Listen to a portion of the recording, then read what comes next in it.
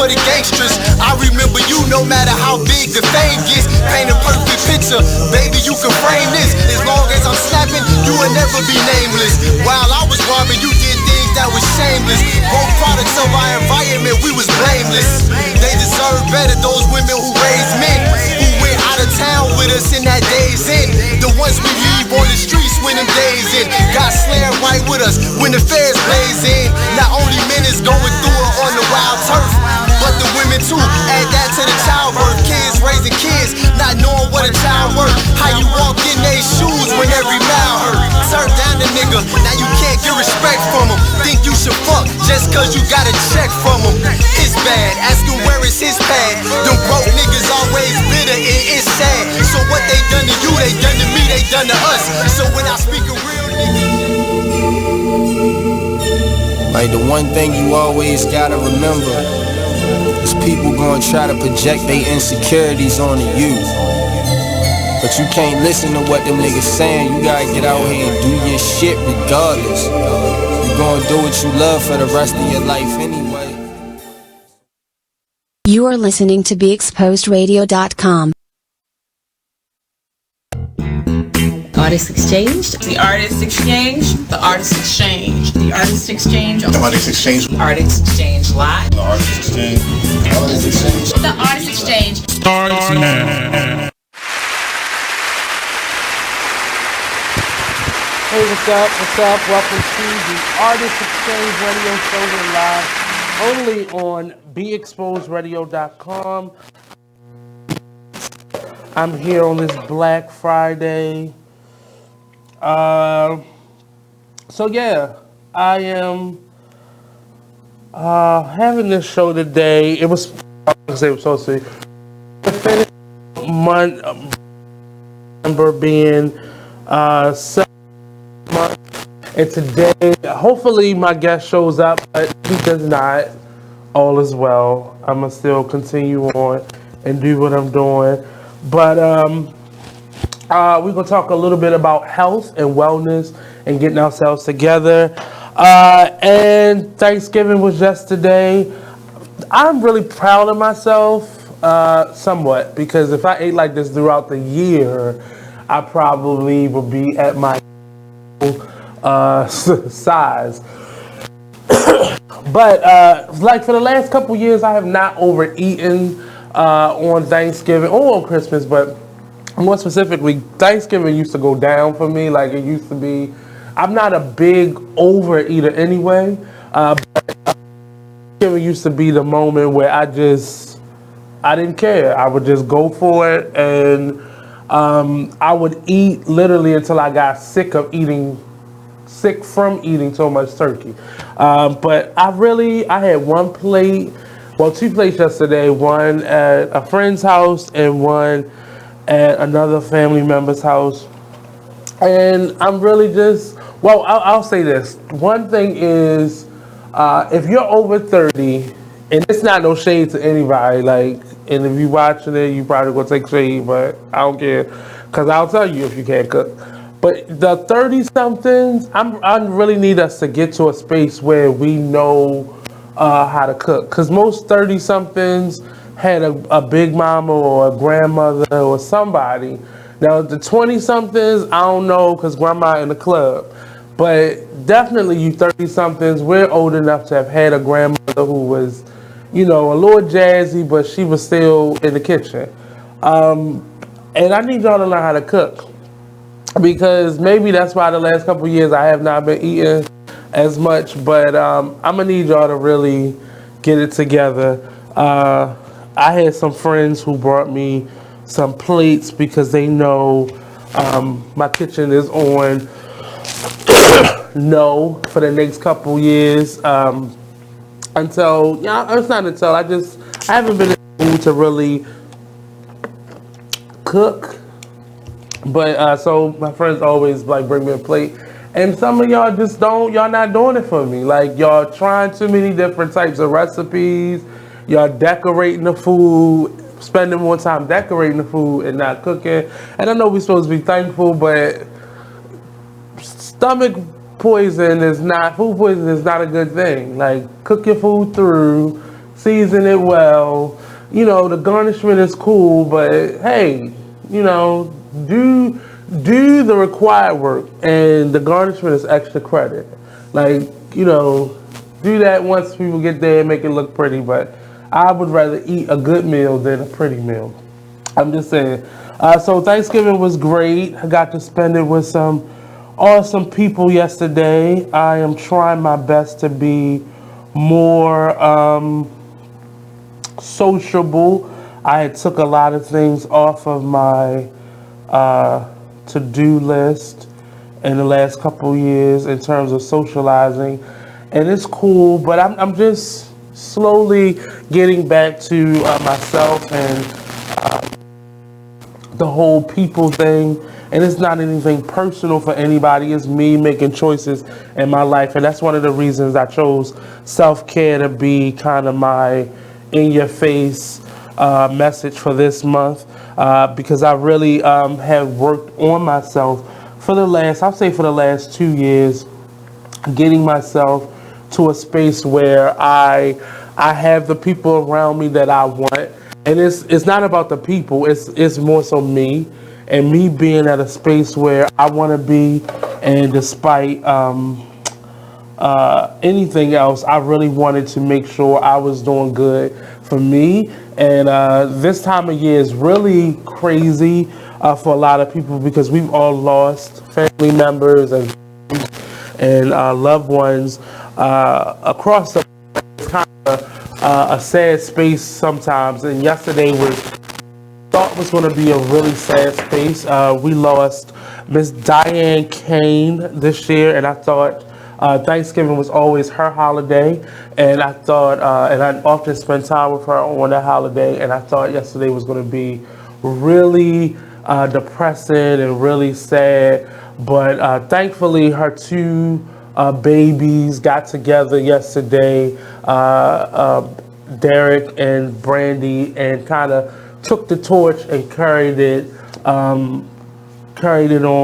And I'm really proud of them for continuing her kind of family togetherness, and they brought their children and their family together, and it was really a great thing to kind of be still there, but you felt that presence missing. But nevertheless, it was fun.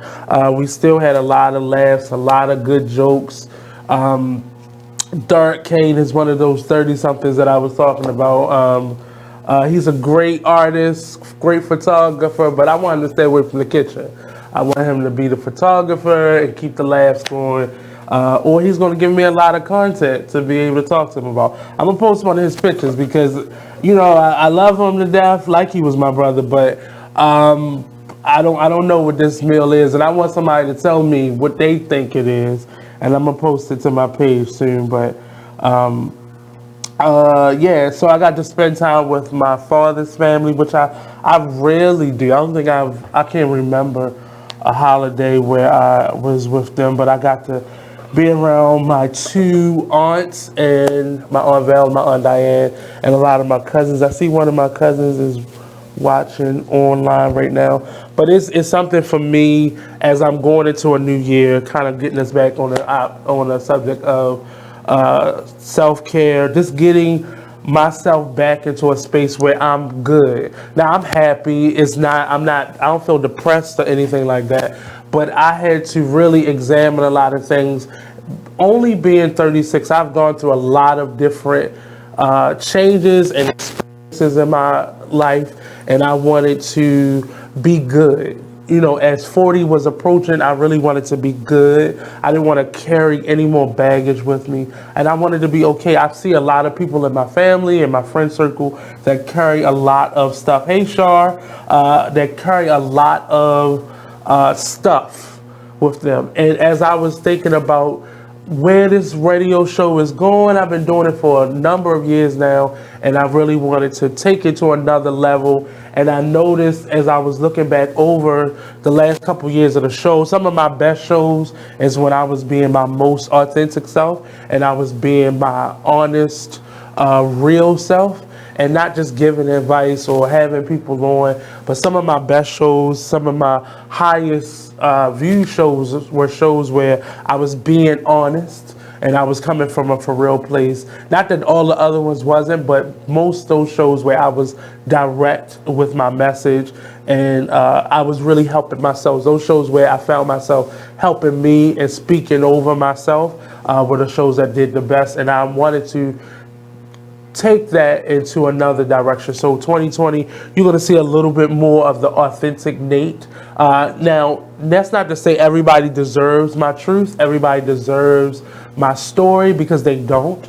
But I'm going to show that side of myself that I don't normally show, because I have been hiding and denying and living through things that should have been off my plate or out of my space a long time ago. So this show has definitely been a space for me to get through a lot of things and live through, Shawneese, and live through some things that I didn't really think that I would be able to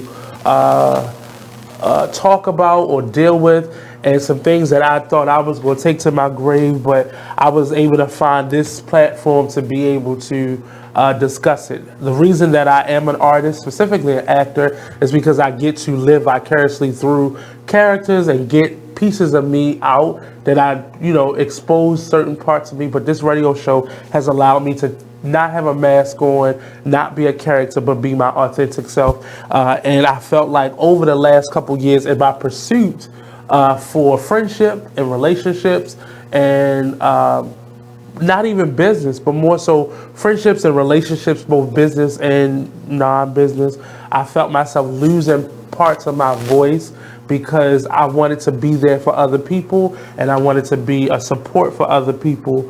But over the years, little by little, it ate away at me and took parts of me away. Now, I'm not saying I can't get those parts back, or I have not already gotten them back, but I'm saying my voice got smaller and smaller as it pertained to other people.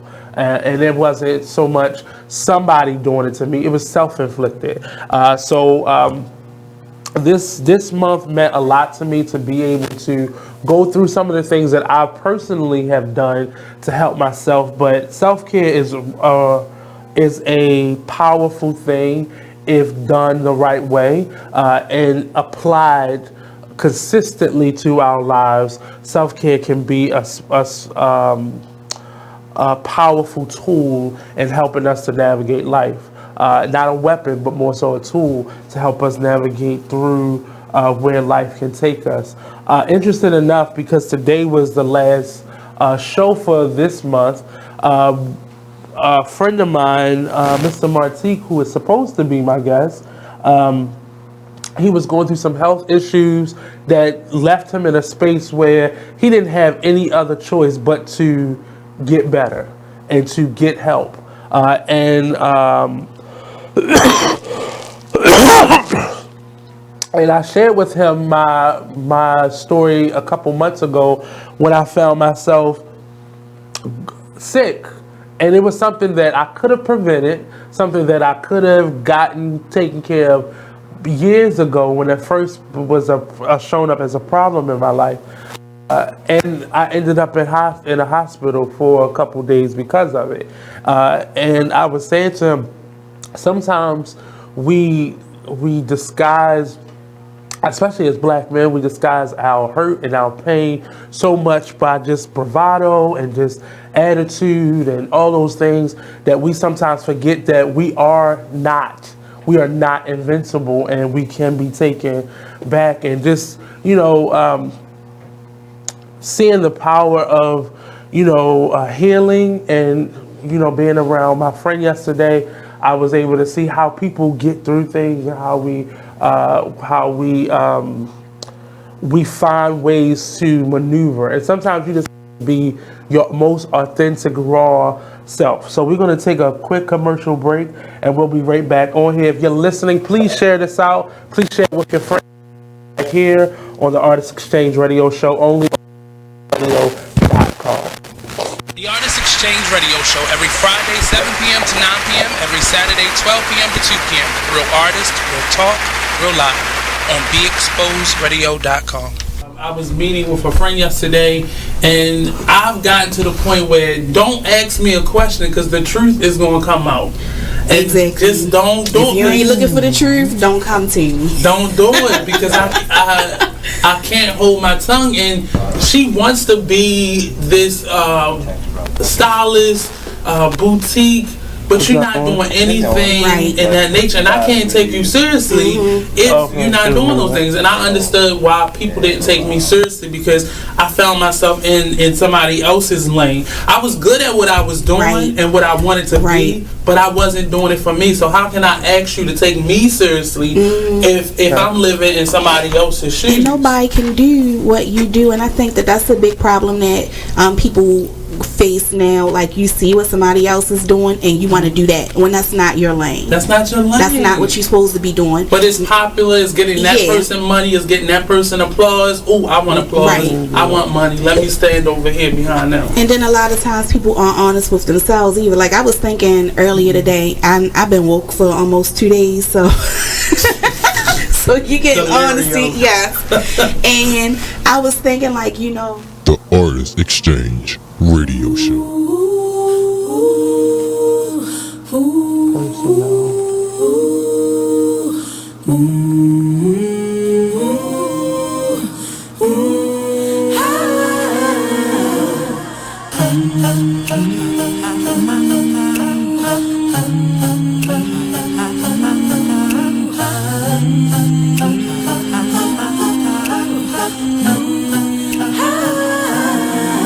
You're like an internal bleeder. Can't see your pain, but it can silently kill ya. So deeply wounded, but don't say a thing. Too afraid of what the people may say or think. So you just sit there and you suffer in silence. Your pride won't let you just uncover your secret. Don't wanna look weak in your image, it ain't worth losing. So you just act as if it's nothing happening. God sees you, and God loves you. Yes, God loves you. You're like an internal bleeder. Can't see your pain, but it can silently kill ya. Suicidal, depressed, but you won't say a thing. Too afraid of what the people may say or think. You feel alone even though the people surround you. Popping pills every night even though you know they can't solve it. The emotional pain, it just seems way too heavy. Your mind is racing, wanna scream, somebody help me. Ooh, God sees you, and God hears you. Yes, God loves you. These type of people sit right under our noses. We don't find out till we're on IG scrolling. We post a few memes, but then it keeps on happening. You are listening to BeExposedRadio.com.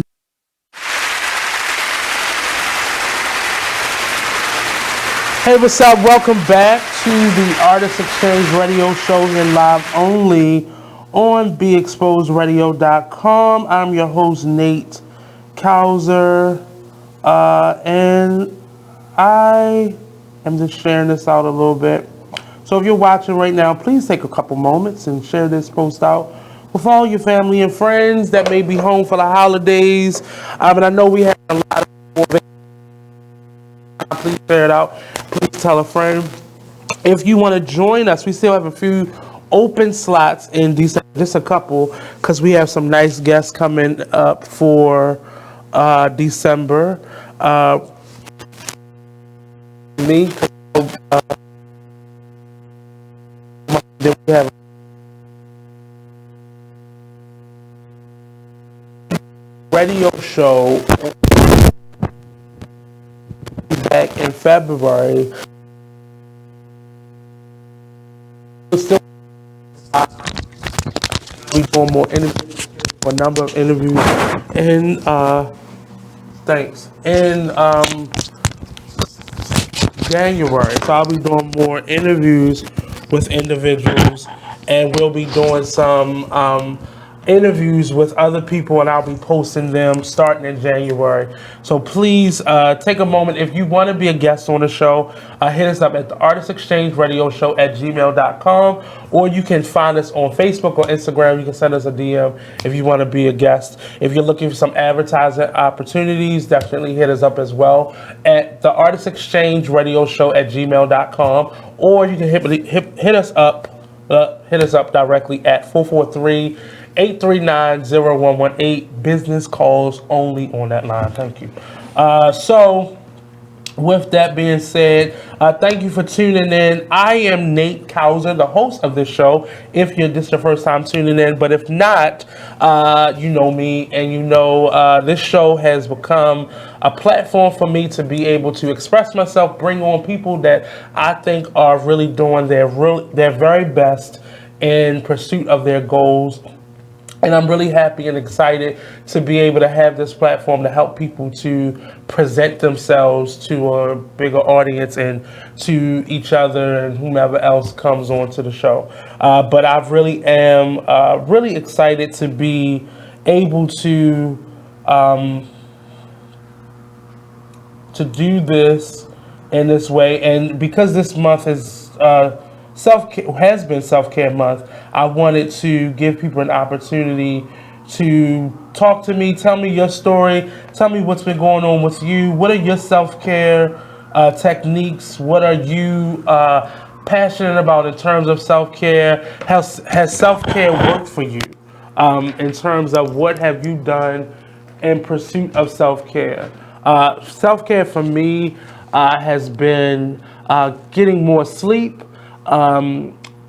cutting certain things out of my diet so that I don't, my body, because as my body is changing, certain foods don't really react too well for me. So really focusing on my diet, and I'll be doing more of that in terms of fitness.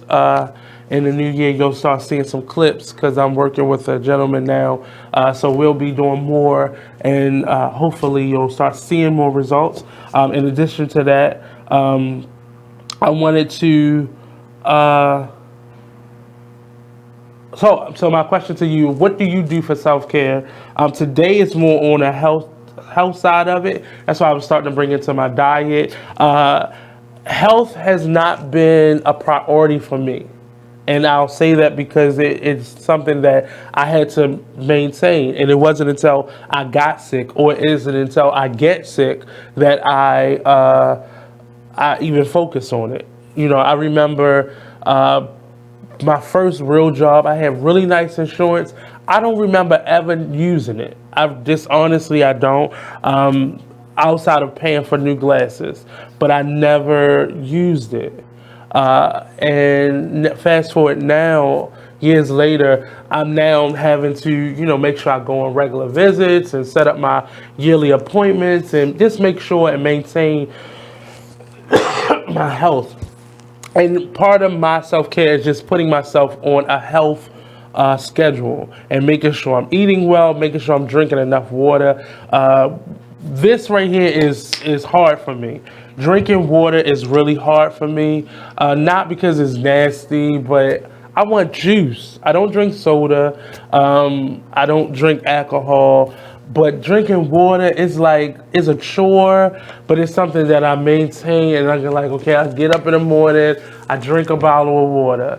I teach, so I'm around children, and I thought I was about to get real sick this week, and I had a cold for a couple days because a child coughed in my face, and I just felt my body just explode from the inside.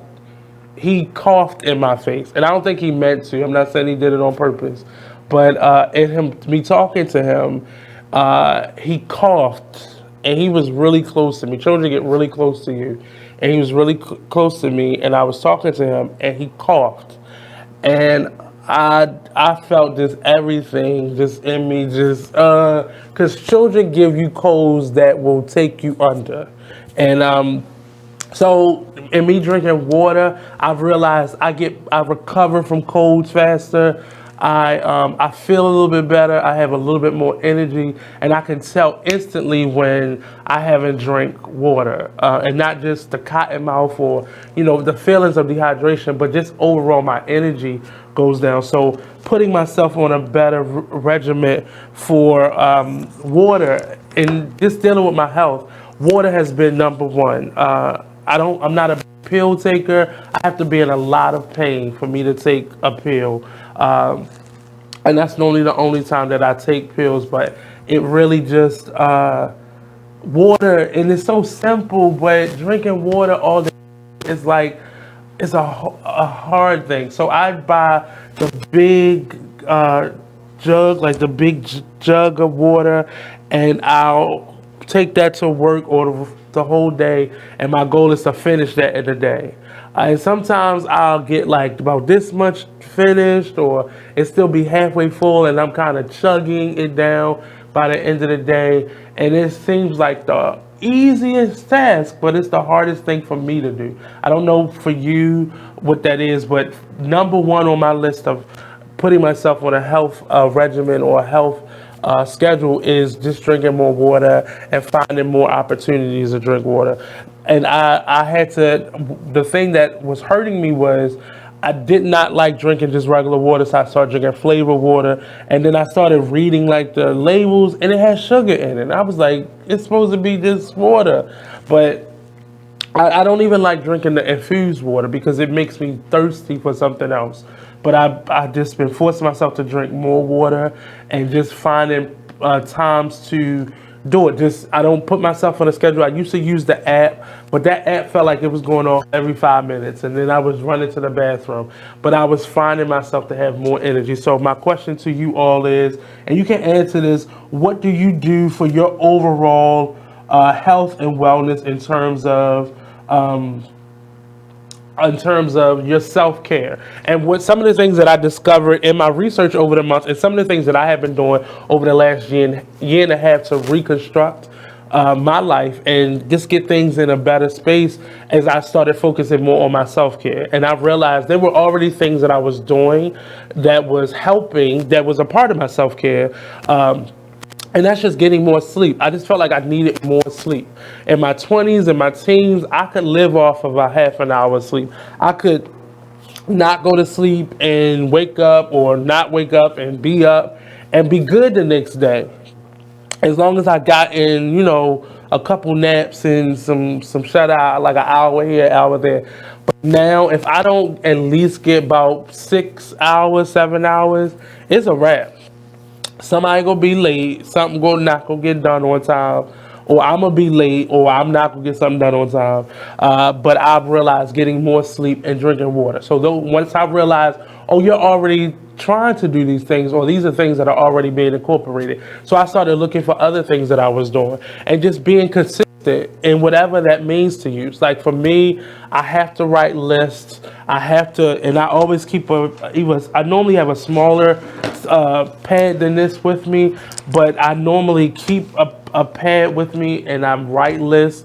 And I love checking things off. So once I get to the bottom of that list, or the end of that day, whatever's still left on that list, if I can't get it done then, I start a new list for the next day. I don't just carry a list over. I'll start a whole new list for the next day. And those things go as priorities, or I'll put them, place them inside of that list. And then that's how I get through day by day. And literally on my list, it'll be stuff like, I think it'll be stuff on there like, call these parents, and I have to write down those parents, or send these emails, and I have to write down the emails that I send, and or call these potential sponsors, or book these guests for these dates. Even when I do my schedule, which I'm looking at right now on this first sheet, like, I really write it out, and I write everything out. And we become slaves to technology, so technology often gives us a false sense of security, because if we lose our phone, or if we lose our tablets or our laptops, which has happened to me several different times, we're lost. And I don't like feeling lost like that. So I'll still use technology, but I always start with a regular piece of paper and a pen. And often I use a pencil so I can erase or I can cross out or whatever. But I start with a list. That was my biggest thing. So water and a list, an actual factual manual list of things that I need to do. It helps me get through the day. I still use my calendar on my phone because everything is connected through Google now, so you can get a new phone. But what happens when you lose that phone? You still got to find it, or you got to get a new one, and there's time in between that. So what are you doing?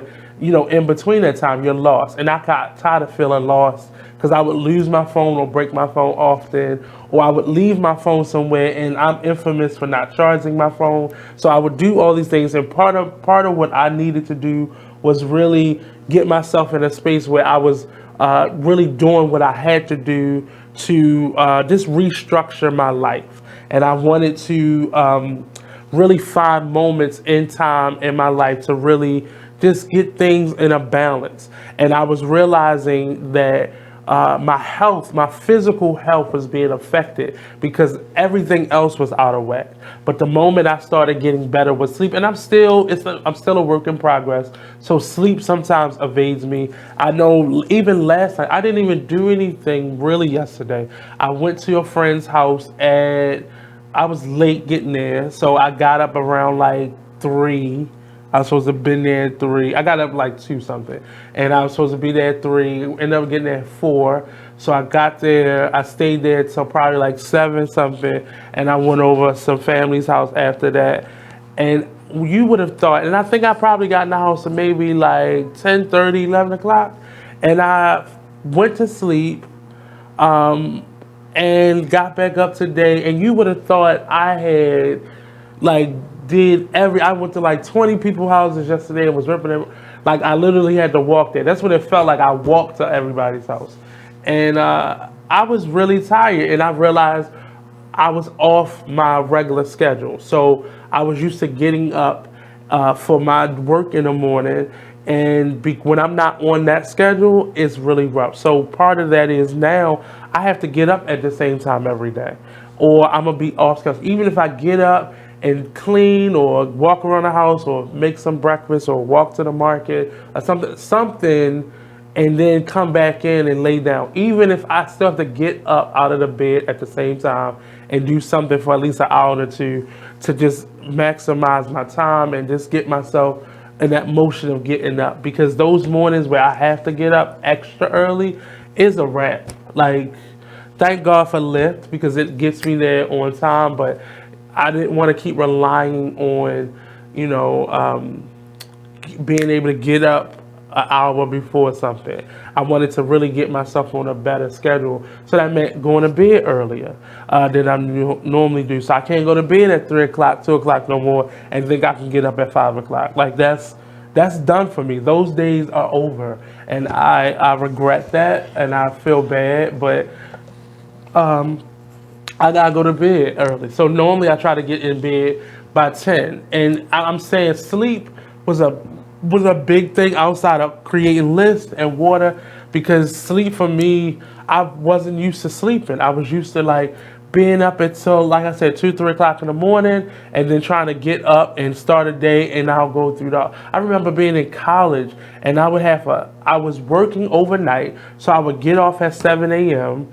I would go home, rush, be to school for my 8 o'clock in the morning class. Luckily, I lived, worked, and went to school in the same like triangle, minutes from each other. But I would get home at like 7:15, and then have a half an hour to like shower, get ready, get dressed, and go off to school. And then I'll be at campus all day long. And then after classes, I would be in rehearsal, or I would try to hang out with friends or whatever, and probably get home within like maybe 2 hours before I had to go back to work. And I did that for a number of years, and I don't know how I survived, but I can't do that now. If I try to do that, the first day, I'm gonna fall asleep somewhere, because I couldn't do it. And one of the things that I had to do was just put myself on a regimen. So I'm sharing with you the things that I've tried that works for me, that has helped me get through just this change in my life. Once I hit 30, things just hit my body differently. Food, the lack of sleep, the lack of water, time, spending my time, I'm not gonna say around people, but not giving myself me time, like by myself time, and just the lack of focus from my schedule. And the last couple years, I've been really focused on that. So I've really got rid of a lot of friends, or I'll say I'll put a lot of relationships on hold. I'll say it that way. And it was all because of me.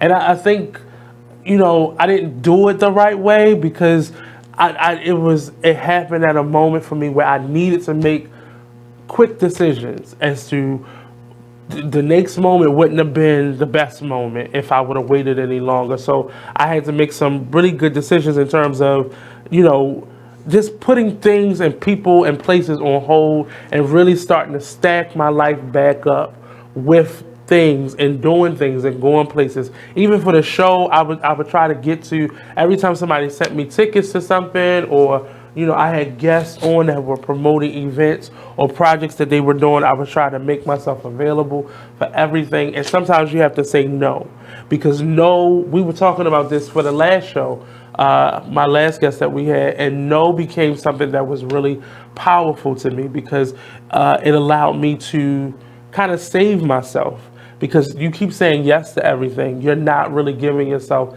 the time and attention. And so just getting myself on that regimen really helped me out. So my regimen starts with, every morning I get up, I start with a bottle of water, and I just drink it down. And that kind of helps your body to start moving itself too. Like everything starts to wake up. And I learned, I was a nurse back a long time ago, and that's one of the first things that they tell you to do with anybody, specifically babies and the elderly. Like, you're not supposed to change a baby's pamper before you have washed them off. Like if you first thing in the morning you change the baby pamper and then you wash them off, that baby's gonna use the bathroom on itself again. And crazy enough, the elderly will do the same thing. But we do the same thing. You ever gotten a shower, or you ever, you know, so first thing we normally do when we get up is go to the bathroom, or we eat, or whatever, you know, first thing in the morning thing is, and then we get in the shower, and then you're like, oh my God, I gotta use the bathroom again. And that's because the water hitting your body starts your body, it wakes your body up. Everything kind of falls asleep once you fall asleep, and then in the morning time you may be physically up, but your body is still slow to move. So it tells you to, first thing you could do is drink water. That helps to get a lot of stuff starting to move it. But wash your face at your sink or your basin first, and that'll help your body to kind of wake itself up. And then you use the restroom, because then your body has, but then once you take a shower, you won't have to then use the bathroom again. And I used to hate that, but that's your body, the nature of your body is this biology.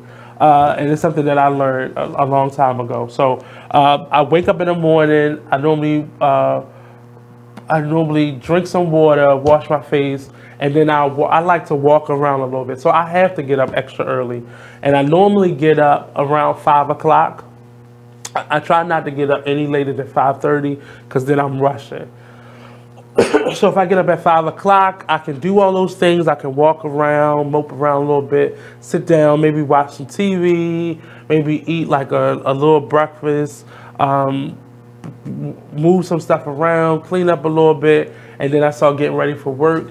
And it has really made a big difference. One, I'm not late nearly as much as I used to. I don't rush as nearly as much as I used to. And I felt like for a long time I used to thrive off of being late because it helped me get ready faster. But no, you didn't have to do that. You could have, you know, been calm and gotten there at time. So now I'm starting to get to work maybe a half an hour before I'm supposed to be there, and it's starting to let me calm. So I'm a different teacher than I used to be. So I know I'm a lot better than what I used to be because I'm able to think on my feet, and now I carry the big thing of water with me, so I'm drinking the water all throughout the day, and I'm allowing my body to stay hydrated.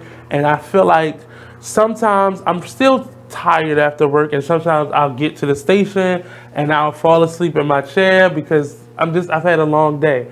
But that used to happen to me a lot sooner in the day. Now it's 3 or 4 o'clock. It's 4 o'clock by the time I get here, or a little after 4, and I'm just starting to get my second wind. I'm a little tired, but even after then, a quick nap and I'm good again.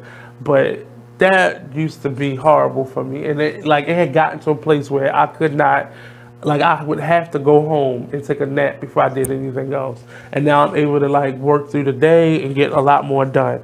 The second thing, so just getting up on time, drinking my water, putting myself on a routine. The other thing I do now is, it sounds a little childish, but I do get my clothes out for at least, I try for the week, but sometimes it doesn't work that way because I might pick something that I didn't pick out, but I now have an emergency option. So if I get up and I'm really not feeling it, I pick what I got and I just suffer and I wear that.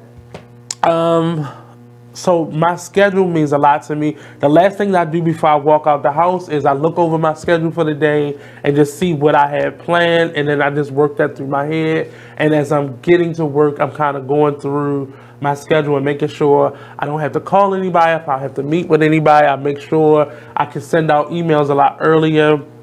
And this sounds like a lot of steps, but it really gets you through your day so much smoothly. So my self-care, so I'm able to eat in the morning now. I'm able to not be rushed. So I'm not getting to the class and rushing it and not preparing a proper lesson, and I'm doing my lesson plans every Sunday now, so I know what I'm doing for the week with my class.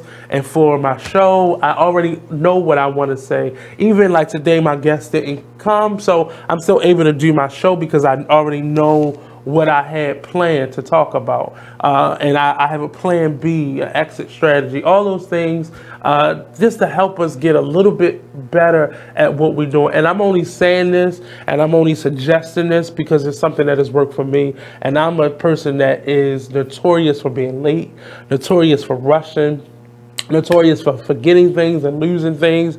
But I'm learning now, if I just pace myself and if I'm more prepared, that helps a lot with me being able to do things. I was able to grab a snack before the show started, even though I was here a lot earlier. Normally, I'm kind of figuring things out and trying to do things, and then I'm like, oh, I'm thirsty, and then I'm thirsty for a whole 2 hours trying to do a show. But I had time to run downstairs and get me something to drink and something to snack on before the show.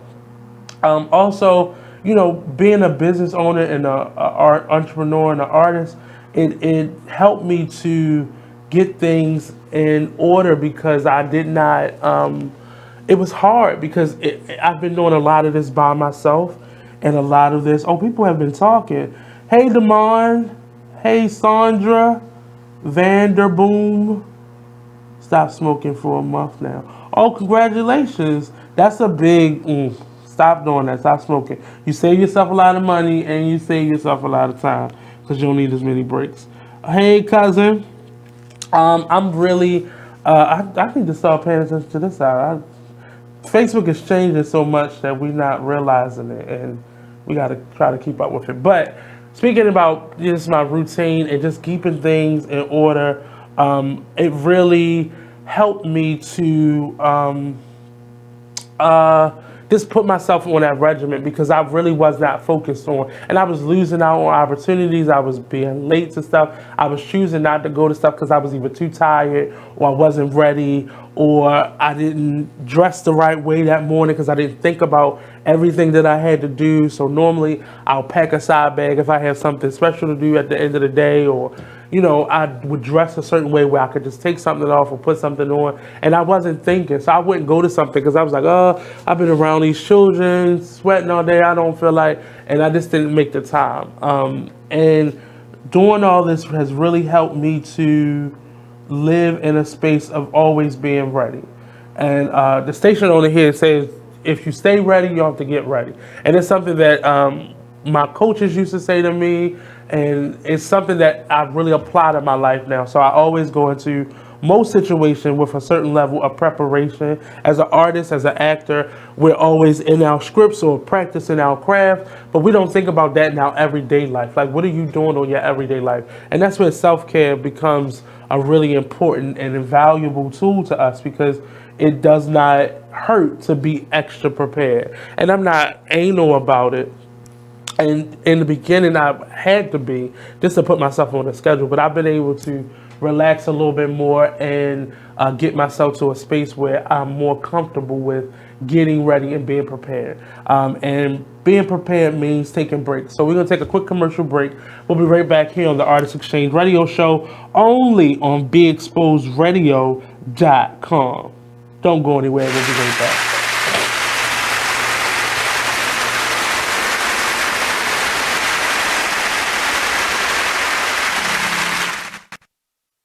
There's a rumor going around that Tyler Perry and Oprah are beefing. Well, let me tell you about this. Tyler, okay, told Oprah, bitch, if you don't have my money, we're going to have a problem. Ooh. Oprah said, what is the problem? Ooh. You said if I don't have your money, there was going to be a problem. So Oprah is standing her ground like, bitch, I'm in charge. Yeah, you may have a $250 million studio over there that you film all your shows and movies and stuff on, but I have the empire.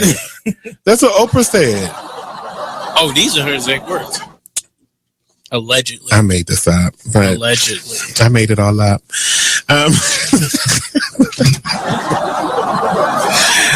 But there was a rumor that they were beefing. But Tyler confirms that they don't have any issues. So it says it was recently reported on the rumors that was swirling that the twosome were on the outs over constructive criticism of a Perry's show. Well, I got some constructive criticism, and we can be on the outs, Tyler, and I don't give a damn, because I'm going to make a promo out of this anyway and share it to your page. I need the scenes on Have and Have Nots to be like 5% shorter, each one. I want you to watch an episode of The Young and the Restless, because this is supposed to be a soap opera. No one's dialogue on The Young and the Restless is like this. You don't have to talk about the random plant in the corner for 25 minutes on one damn scene. They talk about random plants. It was a blood stain on the floor for 5 episodes. I can't take it. We need to kick this up. I'm sorry. I love the Have and the Have Nots, and I continue to watch it in its 5th season, but I get so mad when I can go get myself a glass of water and come back and he had just started the next sentence in his first paragraph. I can't stand it. They just want to get the point across. It's not but you don't get the point for 4 episodes. It's too much. So now, according to ET Online reports, Tyler Perry has a pre-cut and dried response to a pretty cut and dry response to the rumors about him and Oprah. Here's what he says. It's completely false. You are listening to BeExposedRadio.com.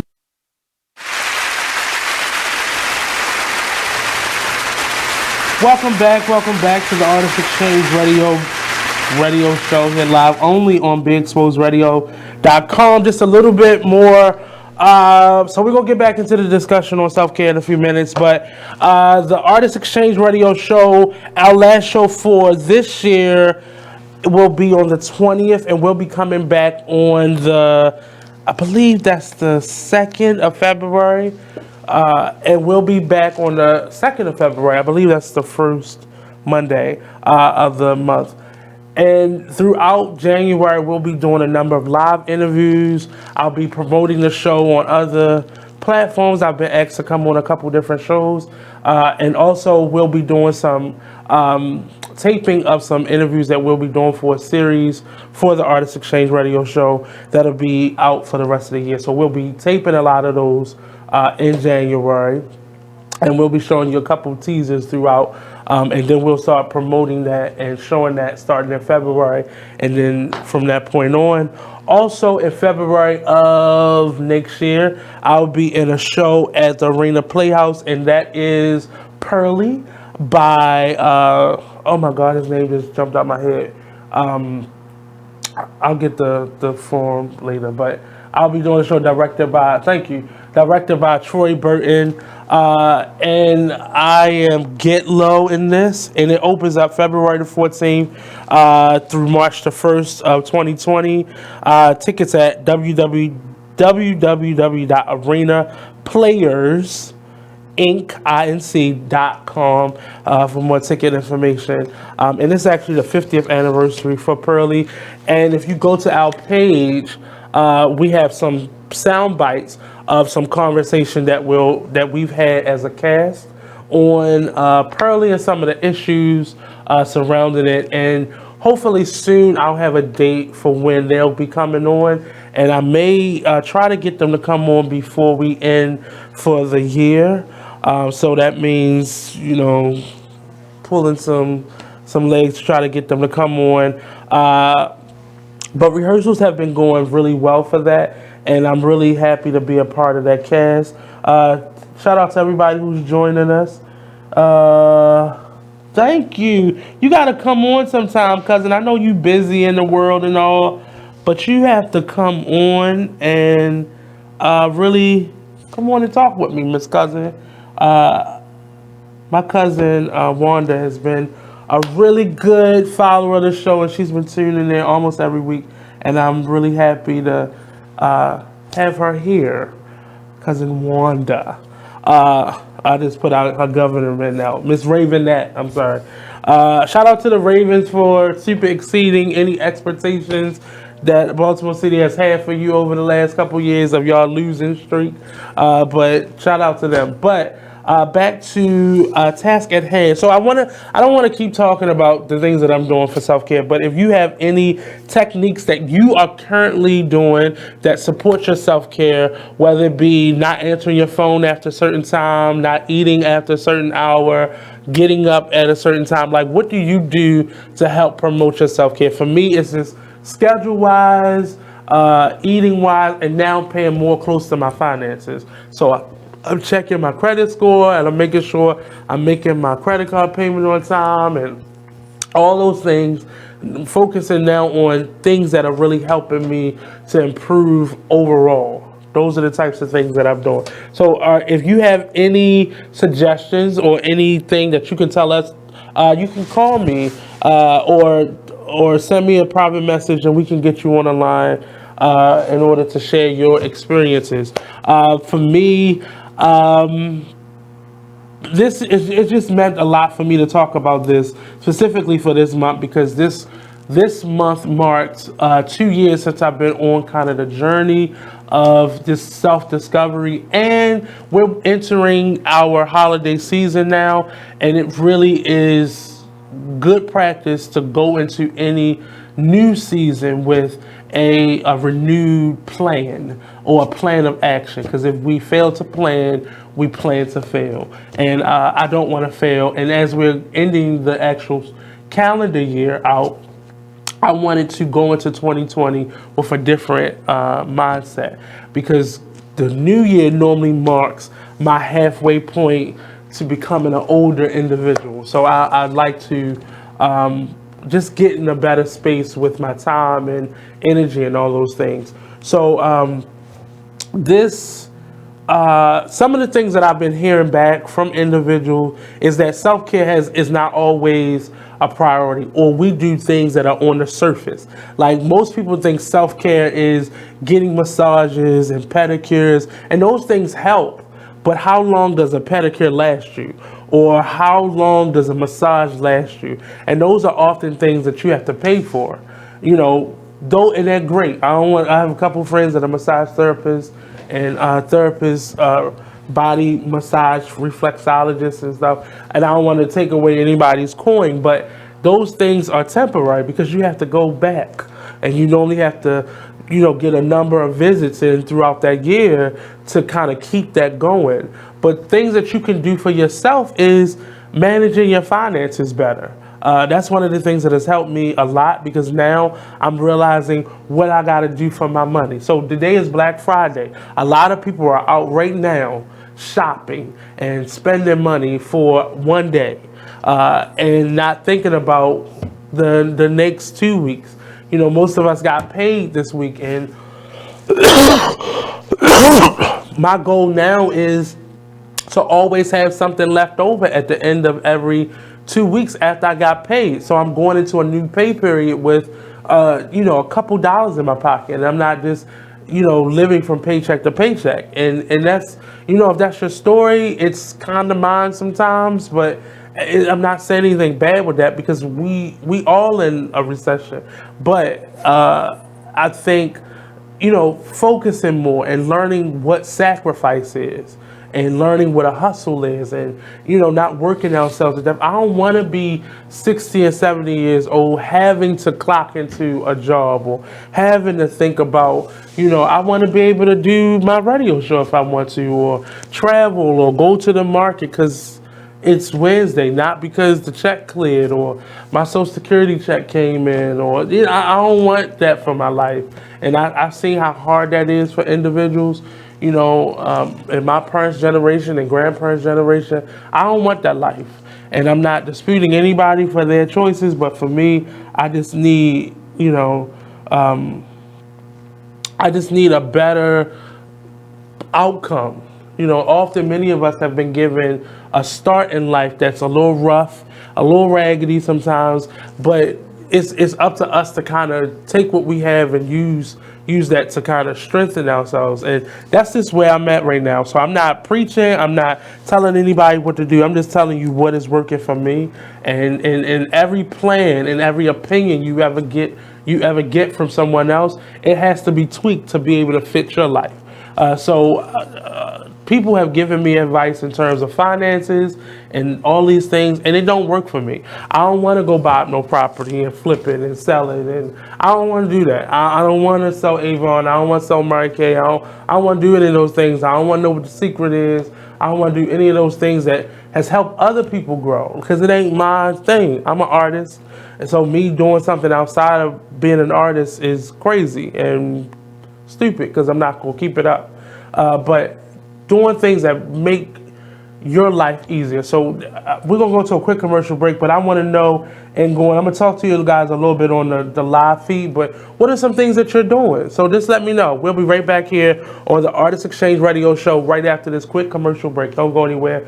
We'll be right back.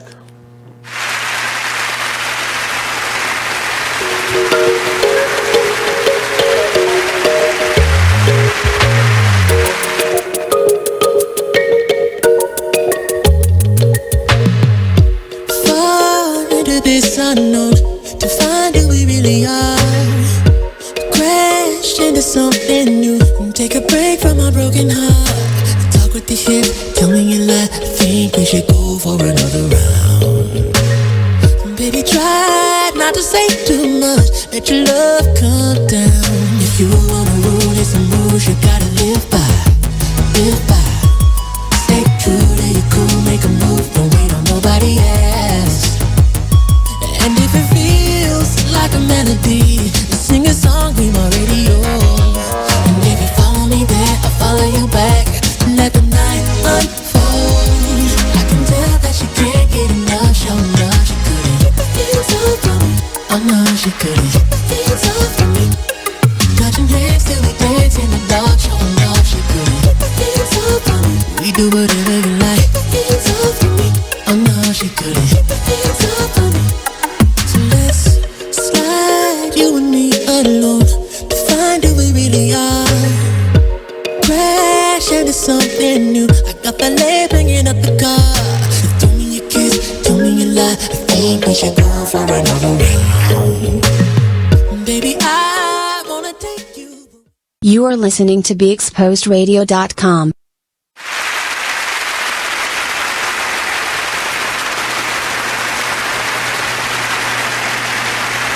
Hey, what's up, and welcome back. Welcome back to the Artist Exchange Radio Show. I need help. So if you want to come on the show and be my co-host, I need your support. This is hard. Kara Smoot, if you're watching, I need you back. We got to figure out a way to get you back on here. You were the best intern that I've ever had. So let's start a GoFundMe to get Kara Smoot back. I need you back. But we're back here live on the Artist Exchange Radio Show. Spill them. We ready to spill the beans. So we back here. And just a little insight on where this conversation is coming from and where it's going. I'll say maybe like 6 years ago. Six years ago, I turned 30. And I thought life for me was over. I don't know why, I just thought 30 was old. I was done. But what had happened was around 27, 28, life started looking different to me. And a lot of stuff that I had been going through felt like, I don't want to do those things no more. And I would be shocked that I didn't want to go hang out at the club or, go hang out with my friends or party. And I'm not a party animal. I've never been one. But I enjoy going out. I enjoy, having a good time. And I didn't not want to have a good time. I just didn't want to do it the way I had been or where I had been doing it at, or sometimes with who I was doing it with. I really started to feel differently. And a couple of my friends are a couple years older than me. So maybe like 3 or 4 years younger than me. And I would tell them, I said, when you hit 30, everybody was talking about hitting 30, and I was just sharing my experience. And I said, when I got 30, I didn't want to go outside anymore. I felt like I was done with everything. I was just going to work, come home, pay bills, go to sleep, wake back up, do it all over again. And I just felt like I just wanted something bigger. And I started planning stuff, and I started trying new things. I started a radio show. I want to say I was 31. I started doing things that I always wanted to do that I was kind of scared to do. I started directing more shows. I started to really put myself out there as a professional artist. And just I started taking myself out of things. Just as fast as I would put myself into something, I was also in other areas taking myself away from things. People and places that didn't align with my goals, my happiness, the things in life that I really wanted to do. And it just felt strange. And it was also around the first time that I ever went to therapy.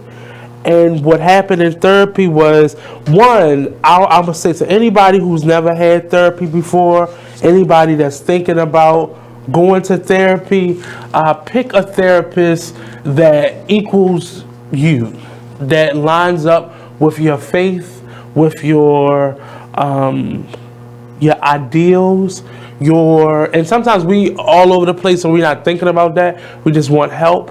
But really do your research on whoever you choose to be your therapist, especially your first one, because your first one determines if you're going to ever have a second one, or if you're ever going to go back if that one doesn't work out. And I did not. I just chose the first person that was suggested to me, and I should have thought about that because the person that suggested to me was a little off, so I should have just thought about that. But nevertheless, I went and some things came up that I thought I had let go, but I had really just pushed it down, deep down inside of myself. And some things had started going off. And now, mind you, this whole time I've been living life, I wasn't blind to the fact that these things were affecting me. I just felt like I had let go the single event that had happened that had made I knew the emotions and the feelings were still there, but I thought the attachment to it was gone. I didn't understand that the feelings were the attachment. So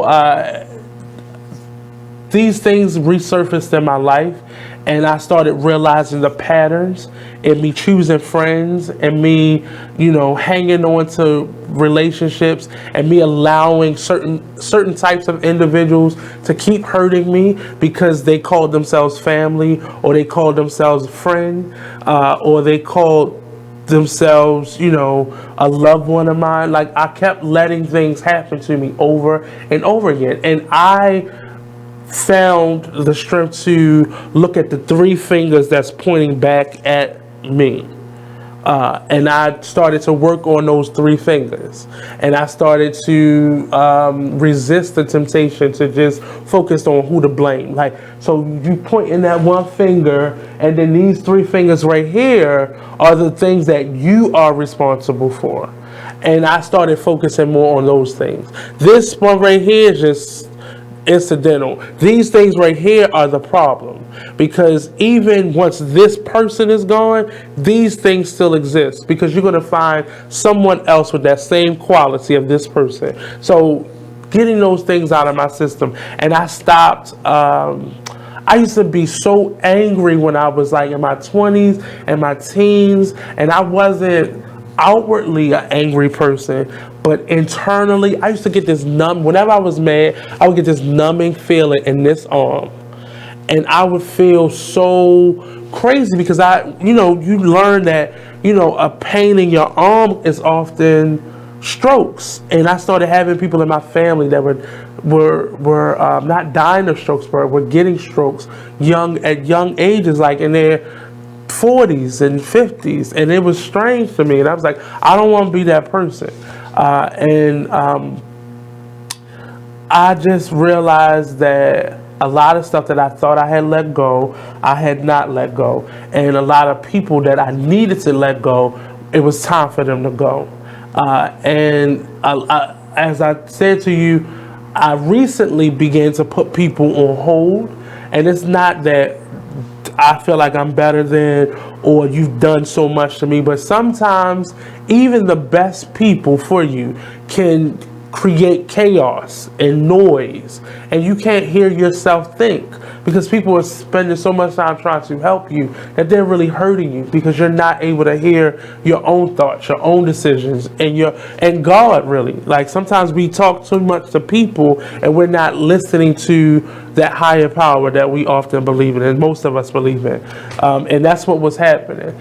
So then once these things started coming up for me, and things started surfacing, and things I couldn't deny anymore, a lot of my cracks were starting to show. And I had did a good job of putting on a facade that everything was okay and I was fine, and I wasn't. I was easy to snap at someone. It was easy for me to go off or tell you about yourself. And then often you didn't deserve it. Sometimes, most of the times, people did. But it was just, my reaction was normally bigger than what it needed to be.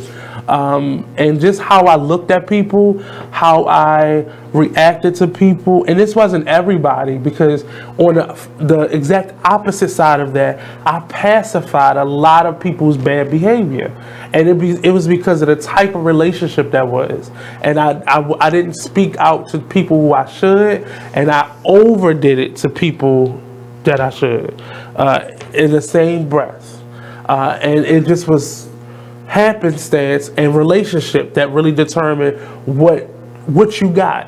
And 30 meant that a lot of stuff. 30 for me, now looking back, signified, most times 30 normally is like a milestone for people, but I dreaded 30 because I think internally or instinctually, I felt that, or without knowing, I think I realized that 30 was going to be explosive to me. Creatively, yes, and a lot of good happened in my 30s because I learned how to say no. I learned how to be an individual. I learned how, and I've learned how, and I'm saying these things in present and past tense, but I've learned how to really think for Nathan and not think for all of us. Because I could have a room full of people and I'm hungry, and in my mind, I'm trying to figure out how I'm gonna take this $50 in my pocket and feed all of us right now, instead of making sure I am good first and everybody else is good second. And it's this analogy that I met this lady, and she told me, and my grandma used to tell me this all the time because she saw me giving too much. And she said, you got to sometimes keep something for yourself, because what are you going to have when all these people go home and you've fed them? And I just, it came to me in a different way. And she said that one time, the last time she said that to me, she said it to me over the course of a couple of my childhood. And I remember I was that person once I got older and I got a job. I used to buy everybody who I was going to see that day something for Christmas or their birthday. And I remember one year I didn't get anything back. And I remember when I came back in the house, I came to my mother's house. I didn't have anything in my hand. And she was like, well, what did you get for Christmas? You left out here with all these bags and you ain't bring nothing home. And I was like, well, I don't even really think about getting nothing back. And she's like, that attitude, and that's why nobody thought about giving you anything, because you don't think about yourself. What did you do for yourself? Did you buy yourself something first before you bought something for everybody? And it's not about stuff. It was just the idea that you have to make sure you're level and you're good. Before you can do anything for anybody outside of yourself, you got to make sure you've treated you well. Because at the end of the day, when I came home that year, I didn't have anything else. I mean, a couple people had gotten me something, but it was, people who I didn't have to think about. But all the people who I was like in the mall, like, oh yeah, I gotta get this coworker, this person gonna come to that party, I gotta make sure they're good. And I would buy things for people who I didn't even know were gonna be there. I would just get extra things because I didn't know if somebody extra was gonna show up. And I remember even when people would invite me to their home, I would try to go through all their family members who possibly gonna be there and get something for the people who I don't know that's gonna be there.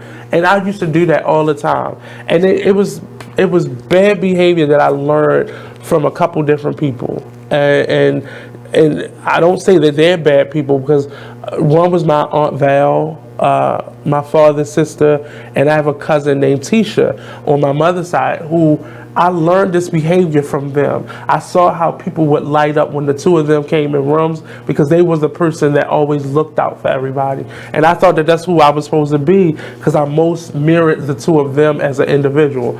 And I just remember not having it all together in my mind, because people don't always realize the damage that they're doing to themselves just by being so generous. Like, what are you doing for you? What are you doing for you? And I remember that same cousin, Tisha, was like, Nate, like, I do those things, but trust and believe, all my bills are paid. I've treated myself first. And I've made sure my household is good. And then everything that I have left over then is what I give out to people. And that's something that I had to then begin to apply. But I didn't really apply that until now. Literally in the last 2 years. But we're going to take a quick commercial break, and I'll be right back here on the Artist Exchange Radio Show, only on BigExposedRadio.com.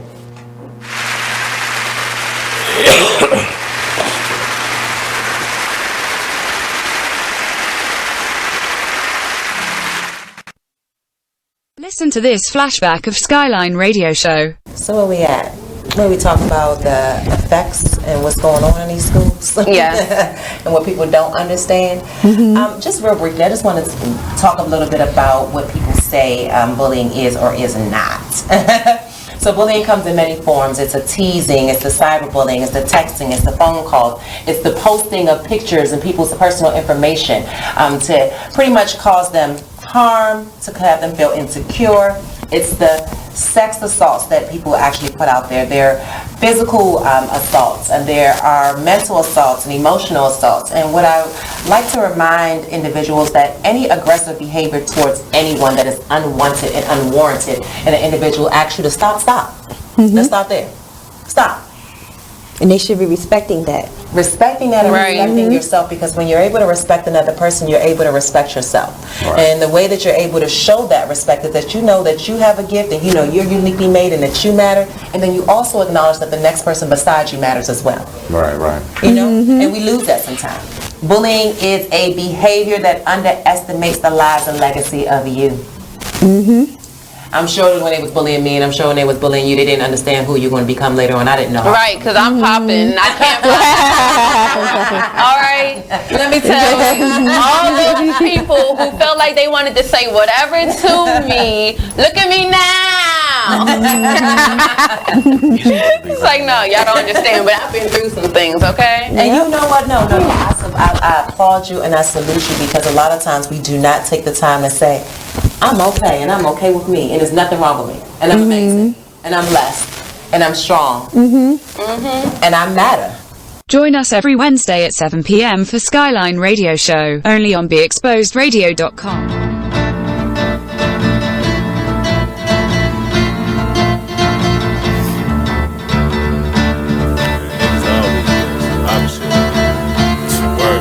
First they love you, then desert you. Leave with a plate full with no spoon. Ain't no space, I can't escape negativity. I got used to the taste. I've been bad, burned, and fucked over, but remain strong through the past over. Kicking haters out of the way like masked over. Roll up, sip something, let it pass over. Who would I be? It ain't the man to me to let the next man take advantage of me. When that storm come, no pan I see. Get with it, not without it, then you'll see. I beat the haters, they know I'm greater. That's why they buzzing for the elevator, but I can't save you. The weed too loud on the pedal stool, don't carry favors. Always got your hand out demanding favors. When I just looked out, now you need more paper. I can't breathe, give me 3 feet. I never let y'all be the death of me. You are listening to BeExposedRadio.com.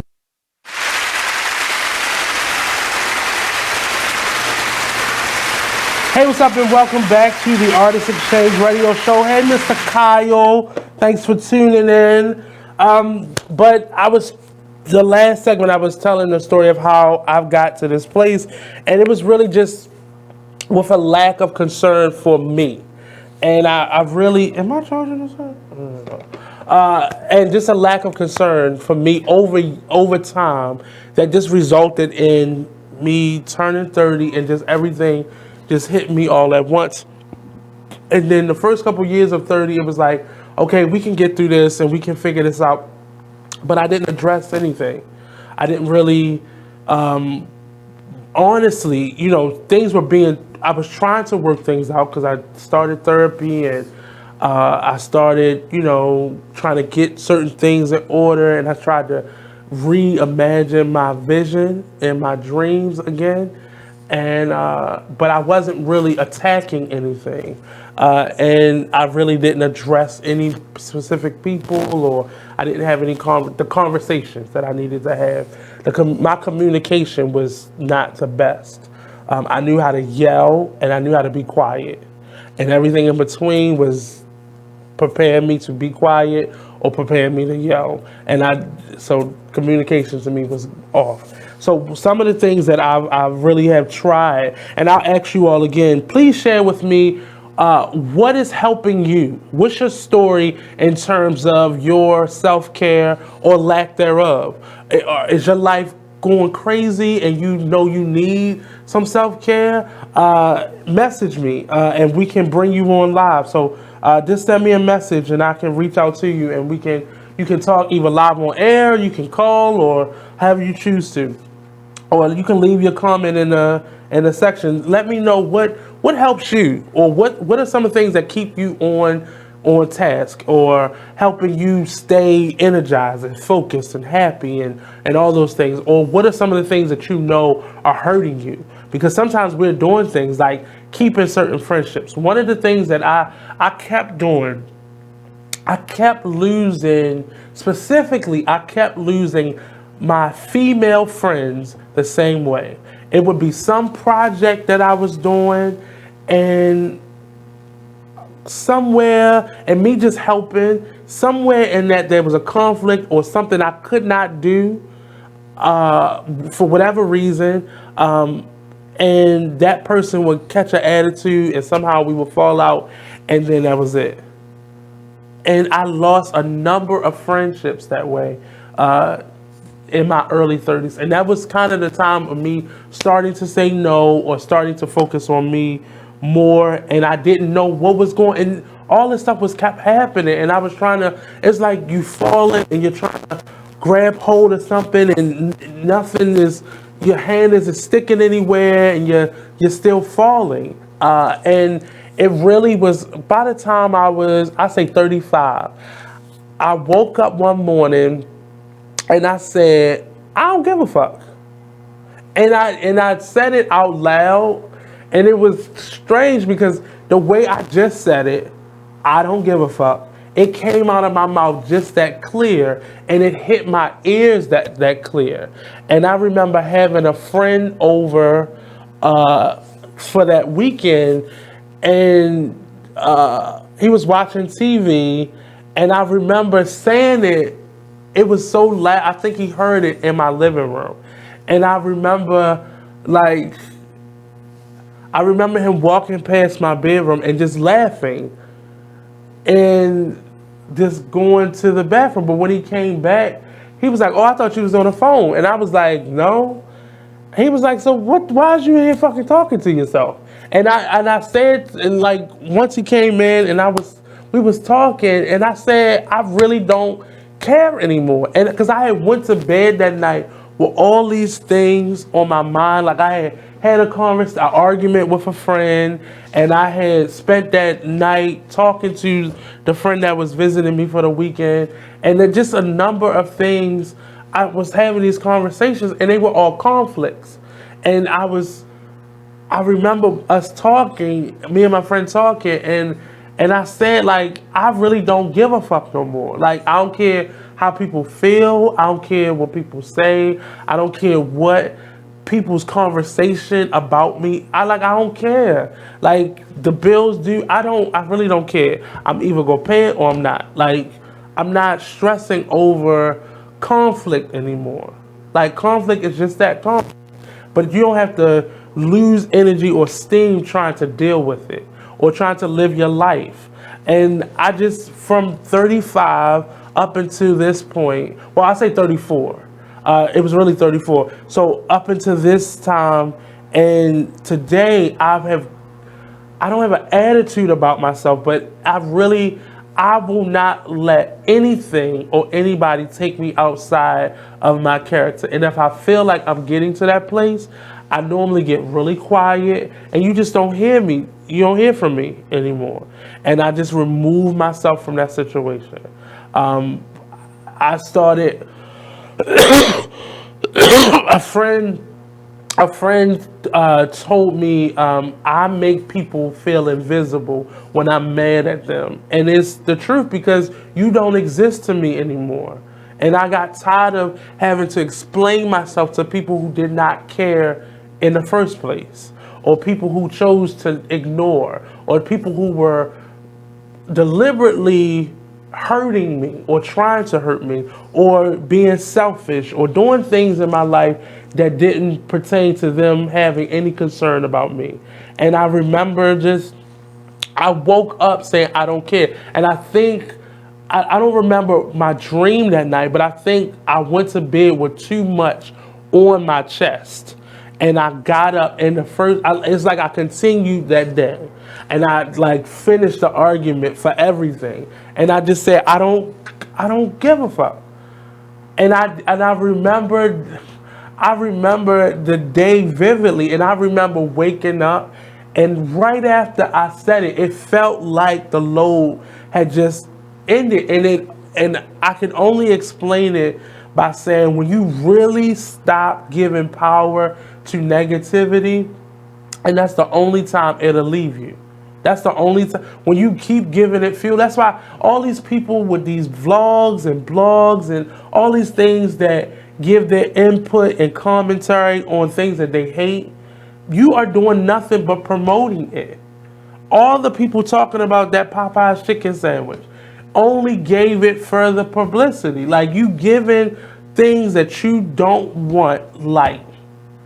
And that's the dumbest thing in the world. And I felt myself doing that to people and things that I didn't want in my space anymore. And I know that's something that we all do, because I see and I hear from other friends, and we can't just get quiet, because that was my second solution. So ignoring that, the fact that it's there is like what I started doing. But then I just felt like, you know what, I'm not going to say anything anymore. And that was around the time where I was like, I don't give a fuck. So I just got quiet. I would ignore people, and I would just, that was something that I always did. Like, if you and I weren't talking, you were invisible to me. But I just would I was still carrying on the conversation. I would still talk about it. But I then started getting quiet. And that did more damage than anything, because I felt like, I was ignoring it and I was putting it out my head, but I didn't really do anything about it. I was doing a disjustice to myself by talking about it and fueling it, but I did just as much damage ignoring it and putting it out of my mind. Like, I did just as much damage. And I really began to just see how it really affected me. So I'm going to go to another quick commercial break. Please continue talking to me if you're on a live. Please continue to share this out. We'll be right back here on the Artist Exchange Radio Show, only on BeExposedRadio.com.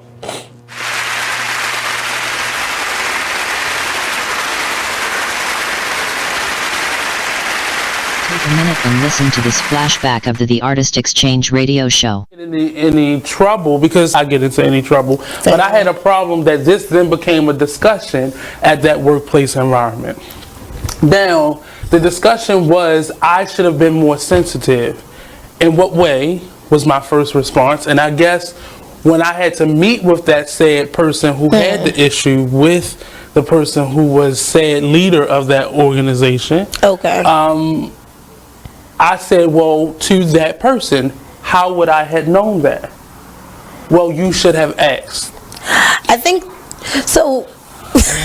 You want my opinion? It was a circle, and I was willing to go on that merry-go-round. You are better than most. Yeah. I think that's normal when you're in a group and there's norming. Most of the time when you're in new work environments or you're in a space where you're getting to know people, it's normal now to ask for people's preferred pronouns. You wouldn't have known that. Normal to who? What is normal? Well, you work in social... You but work I don't in social feel the innovation need to give and my pronouns, so it's not normal to me. You don't, but I think, because I feel like the person was probably offended because they felt like you were not honoring whoever they are, right? But you wouldn't have known that. Still to this moment, I don't know what their pronouns are. So in that whole circle, we still don't know. So I'll go as far as saying I perceived it to be a she. Perceive them to be a she. Them. Yeah. Her, him, they, them. It seems like they, them would be the easiest one on this one. Join us every Monday and Friday at 2 p.m. for the Artist Exchange Radio Show, only on BeExposedRadio.com.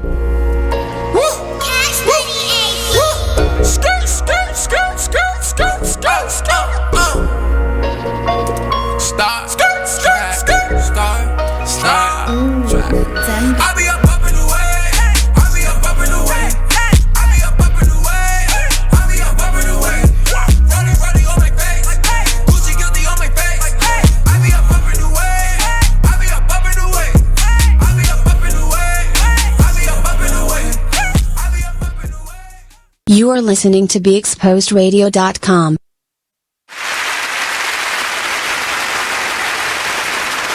Welcome back. Welcome to the Artist Exchange Radio Show here live only on BeExposedRadio.com. So we're going to continue the conversation, and I kind of told the story of how I got to where I'm at right now and just all the things that I had self-inflicted in my life. And I called a friend, Mr. Kyle, just to join the conversation and just let us know who he is. First of all, I got an attitude with Kyle because I don't know why I have an attitude. I don't know. I just. I'm about to say what I do. I'm about to be like that little girl on that gift. Like what I do. Well, I mean, the biggest thing is one. I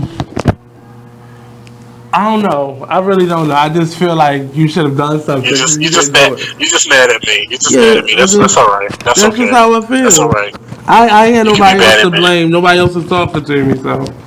That's I mean, hey, sometimes we have to, attack the people who are closest to us. Yeah, I mean, that's hurt people. That's what they said. And that's how I feel. But, so Kyle is a Cancer.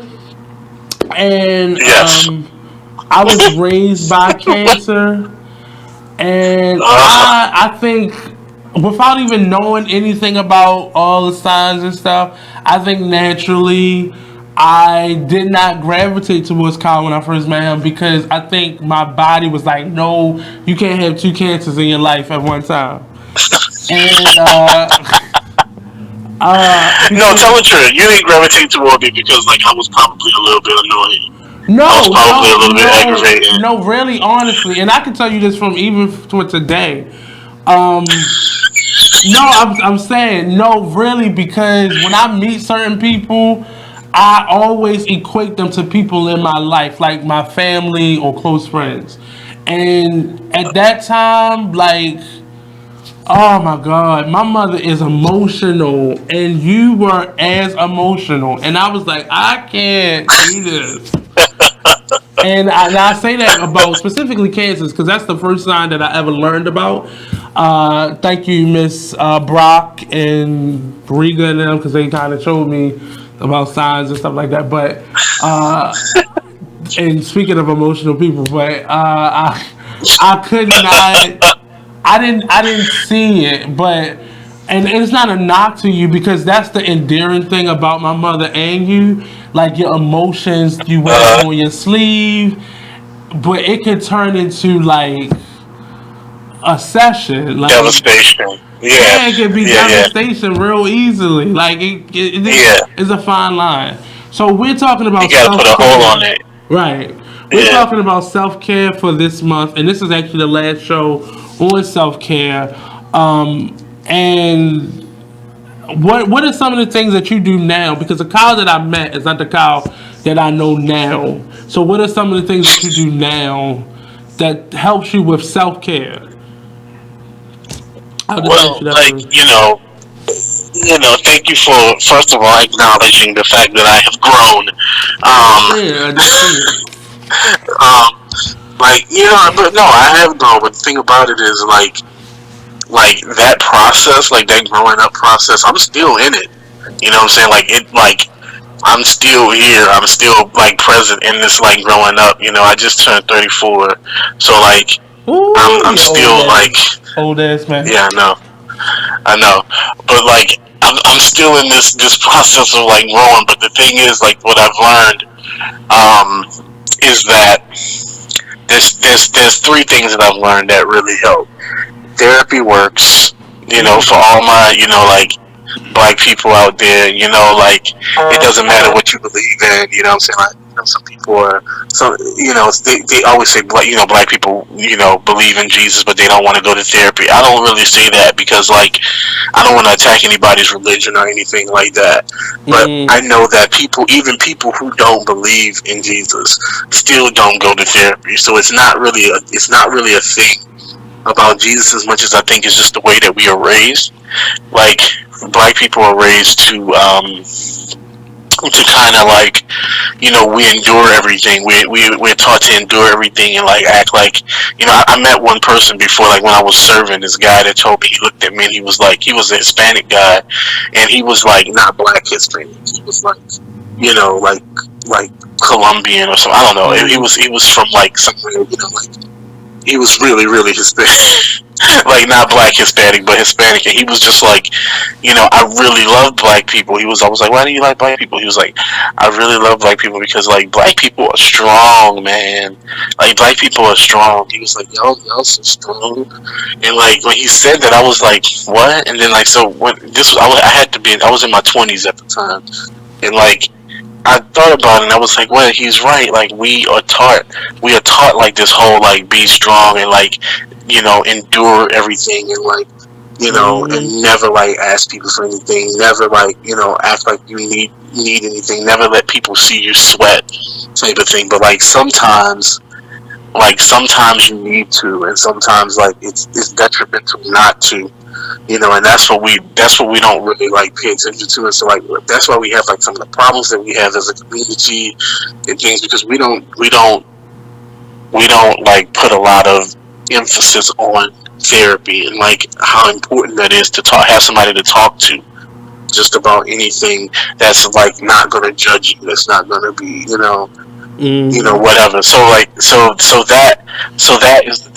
one thing, therapy. The second thing that really helps with like growing and learning who you are is to learn like what you need to learn. I don't know how to say it, but it has to do with like relationships. You know, a lot of the times, like a lot of the places that we are and a lot of the things that we're doing when we're not taking care of ourselves has to do with our relationships, not just romantic relationships, but just with people in general, like friendship relationships, and we're not like taking care of ourselves. And like one of the things that I was actually talking to somebody the other day, and we were talking about romantic relationships. We were talking about, you know, this person was asking me, well, you know, if this person loves me or whatever, and they say they love me, they can't love me because, you know, they broke up with me and they did these things to me when we were in a relationship, and so I believe that they never did love me. And my thing is like this: I shouldn't say I looked at the person, we were on the phone, but I told him, I was like, you know, you said that you think that this person never loved you the entire time that y'all were together. I was like, but what does that really say? Like, that doesn't really say anything about them. That says a lot about you. Yeah. The fact that you thought that they didn't love you the entire time. And I said, more than likely, you might be wrong about that, and I don't really know, but like I'm getting the sense that you're wrong about that, in the sense that saying that they don't love you. We like to say, you know, people don't love us, and you know, and when we break up, when we get out of relationships, we're like, you know, this person didn't love me, or they don't love me, and if they loved me, they wouldn't do this. But my thing is this: most of the time, it's 9 times out of 10, it's usually not about, you know, the person not loving you, as much as it's about people not being willing and able to love you the way that you need to be loved. And that is different from not loving you. You know what I'm saying? Like when we step outside of that, and we step outside of like thinking that in order to love people, in order for people to love us, they have to be ready and willing and able to love us the way that we want to be loved.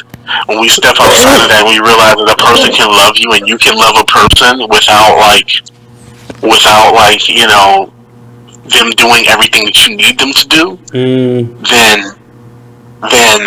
that is the thing. And like, you have to decide at that point if you're going to allow them to get away with, you know, like, or not get away with it, but allow yourself not to be loved the way that you need to be loved. And that's the hard part. That's what people don't understand, is that it's mostly on you. Like, these relationships and the way that you handle people and your relationships with people has a lot more to do with how you see yourself, and not really a lot to do with how other people see you. You know what I'm saying? Like people can love you and still not love you the way that you want to be loved. You have to make the decision to say, hey, I'm going to step out of this because I need to be loved this way, and you're not able or willing to do that. You know, and like I still love you, but I have to love you from a distance. So like that's the other part to it, like really delving into like self-awareness and self-care and that aspect, to know that you have more control over all your relationships than you think you do. And I think that's the second point. And that's something that, like, for this month I've been trying to talk, and we talked this week, and that's some of the things that like we often talk about, and it's really my issue was, and I'm having a lady on here soon. I'm trying to get her to give me some dates, but she has a live on Facebook, so look her up, Latanya Valencia Moss, if you all are out there listening. Latanya Valencia, yeah. So Blueprints. She is a soon-to-be doctor. Okay. She's all right. Nice. She's a minister and a writer and a playwright, and she has this live series that she's doing now on being brokenhearted. And I remember watching her the beginning of this week, and she was preaching, like, and it felt like a sermon. So I was like really writing, and initially I just was like, let me help her get the conversation started.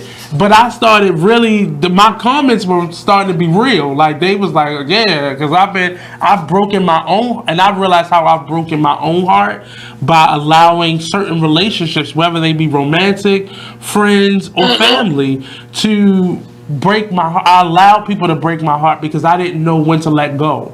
And it was me really holding on and hurting myself, rather than just, if I'd have let go, the person would have been gone a long time ago. But I was holding on because it was something in me that just kept saying that this is something valuable, or this is something that I want, or I saw the trouble, but I saw the possibility in me helping, and how that could help the person. Yeah, you help that person to be better for the next person, but you needed to let go a long time ago versus trying to like hold on to it and keep it going. And I've really started to really have, and even like conversations like this, I don't have these with people. Like I really, some of my friendships, I can probably count on one hand with fingers left over how many of my relationships I am this like honest and upfront with. And it took me a long time to even use the word honest, because I was like, well, I'm not a bad person, I'm not lying to you, but it really just, it meant me having a deeper connection with people, and that really shows you who people really are, and that shows you a lot about yourself. If you didn't feel like you could have personal conversations with people, and I started this month by talking about a friend of mine who dad had died, and going through that process with her physically in the room when they pulled the cord, like, and her being so focused on him not telling her that he was in stage 4 cancer, like, and me understanding, like, sometimes people don't always get it. They don't always understand like what we're going through and why we're going through certain things. And I really had to put myself in a space of, everything ain't for everybody. So you can't be that way with everybody. And if I can't be like that with my friends now, and my circle is really tight, like it is like a pin drop tight now. And if I can't be like intimate in like a friendship way with you and like share things on my mind and stuff, I can't be friends with that person. Like, you are no more than an acquaintance, somebody I walk by on the street and speak to. Like, I can't have anything deeper because I don't trust you at that point. And that's the thing. Like, I guess that's what I'm saying, because like we have to start being honest with ourselves about like about what we are able and willing to accept, what they're able and willing to give, and what you're able and willing to accept, right? And the thing is, like, And the thing is, like, it's not always that malicious, though. And that's the thing. Like, a lot of people like to do, like, this whole, like, you know, cut people off and, like, blah, blah, blah thing. And it's like, no, it doesn't have to, because, like, that saltiness behind it sometimes is what makes it harder to do, one, and it also, like, allows you to hold on to that bitterness. The thing about it is, to be completely honest with you, if a person is not able to meet you or do what you need them to do in any type of relationship, whether it be friendship, romantic relationship, or whatever, if a person is not able or willing to meet you, they didn't really do anything to you, right? It's like, and like, looking at it like that, looking at it like, you didn't do anything to me, like, you were not maliciously trying to hurt me, you were just being yourself, and giving what you're able to give, and I can't ask you to do any more than that, but what you have to give is not enough for me. Right. And that's a hard thing for people to admit to, because if that's all that person had to give you, I'm not being honest with that person and telling them, like you just said, it wasn't enough. And sometimes we're okay with those lopsided, and I don't think everything is even, but we understand when it's lopsided, like you showing up every time and that person never shows up, and it's just not even on any level. Are you feeling like that person has ever shown up? Because, to be honest, it's like sometimes that person may not even understand what it is that they're doing, because they don't even understand, like, how you need them to show up. Like, they don't even know. And, like, sometimes it's a matter of growth. They haven't grown to that point, or sometimes it's just a matter of they might just not care. But whatever it is, like, you can't expect more from them than what they're able or willing to give to you at that time. So, like, that's why you have to peace out. You have to, like, just be like, yeah, I gotta, you know, do me. And it's like, it's hard for us to do this because, like, you know, when friendships or relationships don't work out, we don't want to be the one to be like, we don't want to accept that it's nobody's fault. It has to be somebody's fault. You had to have done something to me. You had to have, and, like, sometimes it's just really just not that. Sometimes it's just really, like, it wasn't, like, time for this. You know what I'm saying? So, and you have to step away from it. And, like, sometimes you and that person might meet up at another point where you're able to do these things, or whatever may happen. But, like, or not, and, like, you know, but you either way, you have to be okay with it either way, and that's a really difficult thing. I have one more break, and we got 5 more minutes in the next segment, so I'm gonna bring Kyle back. I should have called him an hour ago, but we'll be right back here on the Artist Exchange Radio Show, only on BigExposedRadio.com. Don't go anywhere.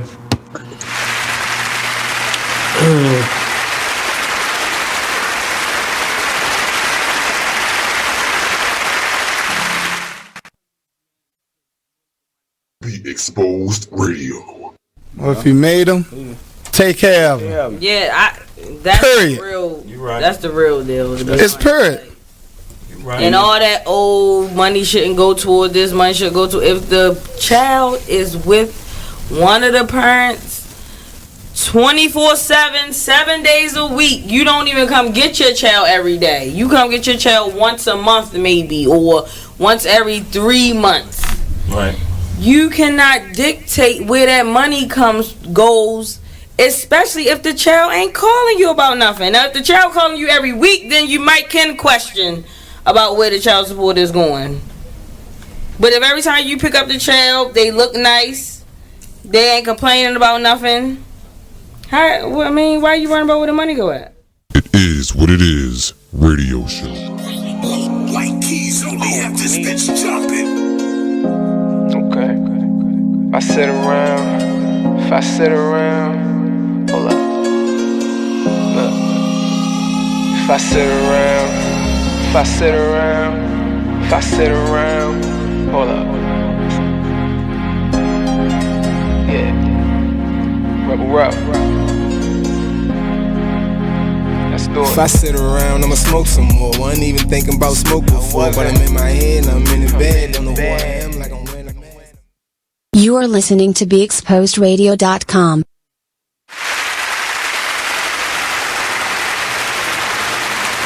Welcome back to the Artist Exchange Radio Show here live only on BeExposedRadio.com. Thank you all for tuning in, but I want you all to communicate.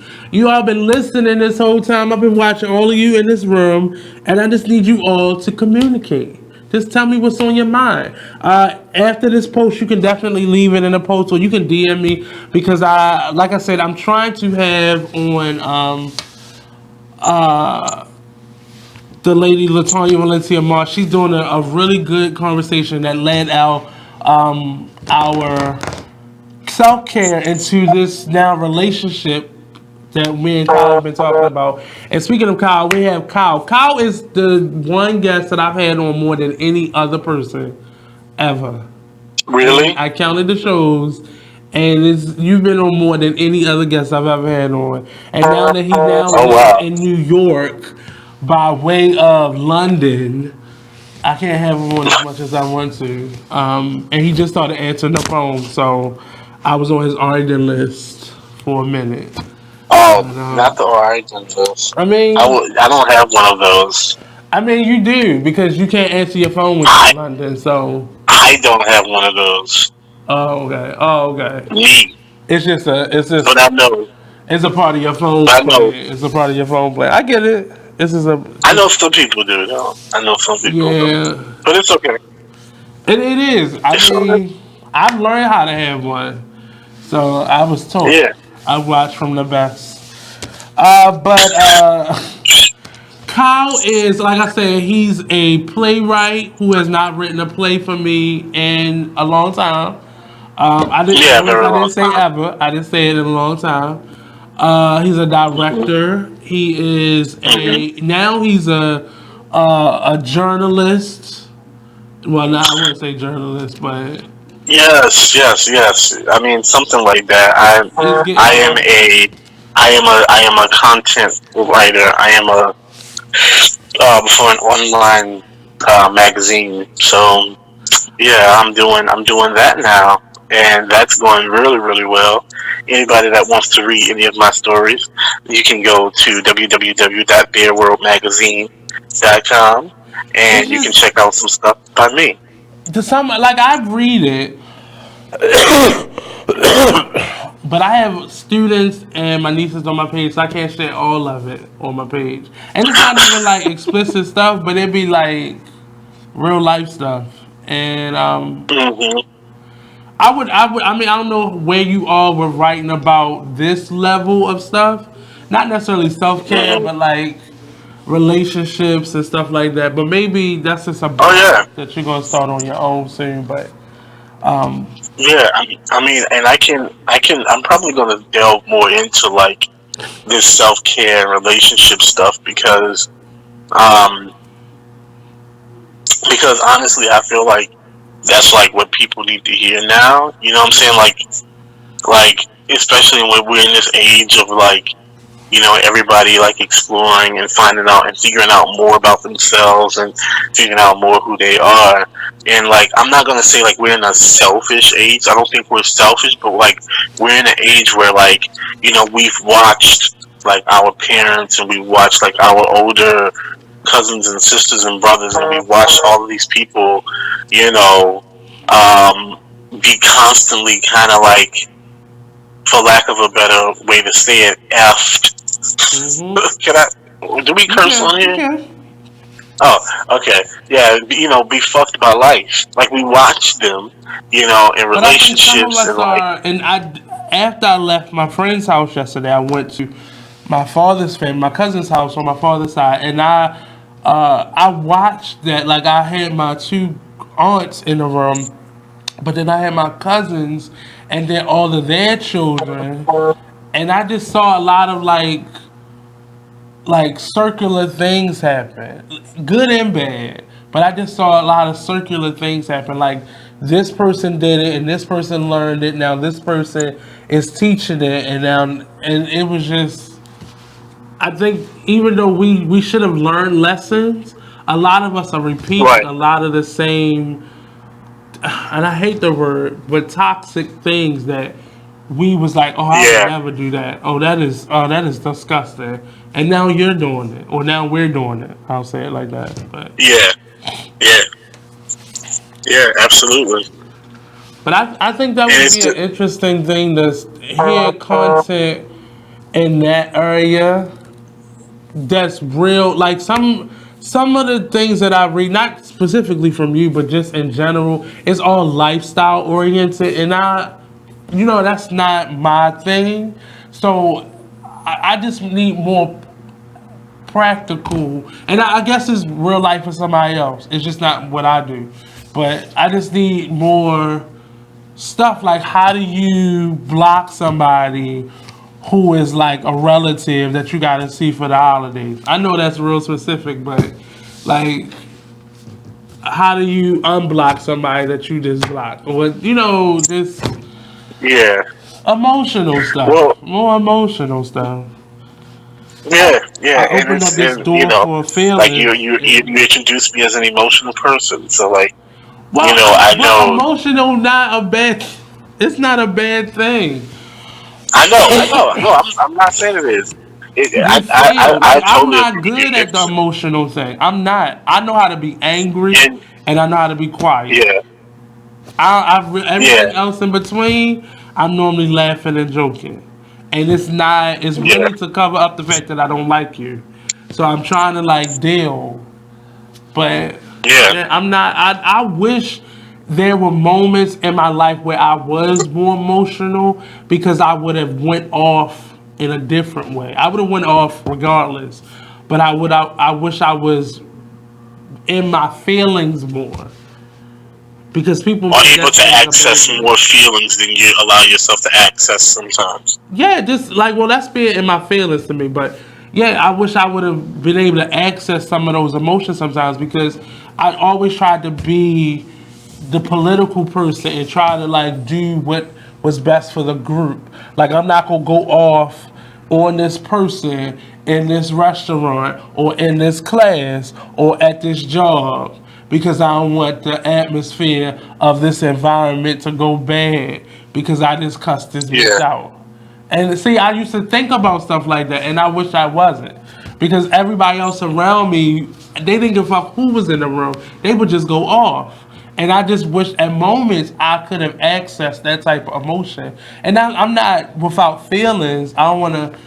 I was that blank at times, but I still had feelings. I just was good at hiding them. But yeah. So any last words on self-care, or what do you do for self-care?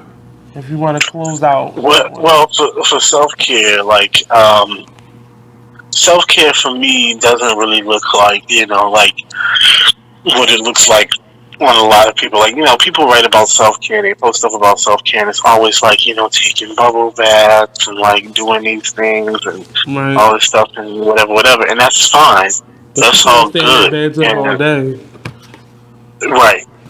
So it's like what do you do throughout the day? And I think throughout the day is really just about accessing whatever it is that I would say makes you happy, but it's not even really about being happy as much as it's about like being happy, but also like being motivated and being and keeping yourself focused, like things like that, like accessing whatever it is that you have to do to do that. Even if it's something simple as like applying for that job that you want to do, make sure you do something like for yourself and for your career and for your future. Make sure you do something for yourself every day, at least one thing for yourself every day that like motivates you to keep going. And like that's what I do. Like, so like, if I'm feeling bad, I might get on the computer and look up some some acting programs or some acting classes or something like that. What I'm saying? Like just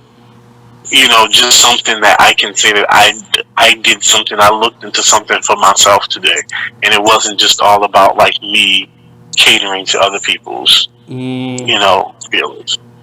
That's how I look at it. That's how I do self-care. And the bubble baths and all that stuff can fit into that. The lighting the candles. I meditate.